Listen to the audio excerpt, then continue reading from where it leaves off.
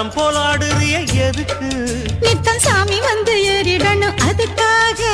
தொப்புள தங்காட்டுறிய எதுக்கு மாமன் பம்பரம் தான் விட்டுடணும் அதுக்காக சும்மா நாச்சு பார்க்கும் போது சூட்டனைய ஏத்துற சாராயத்தை கண்ணுல வச்சு ஆளு மேல ஊத்துற காஞ்ச மாடு கம்புலதான் பாஞ்சது போல் தெம்புலதான் நீயும் மேய பாக்குற மூட்டை தூக்கும் மாமாய் அழகு மான தூக்கலாமா மாமன் வீரம் என்ன அதத்தான் நானும் பார்க்கலாமா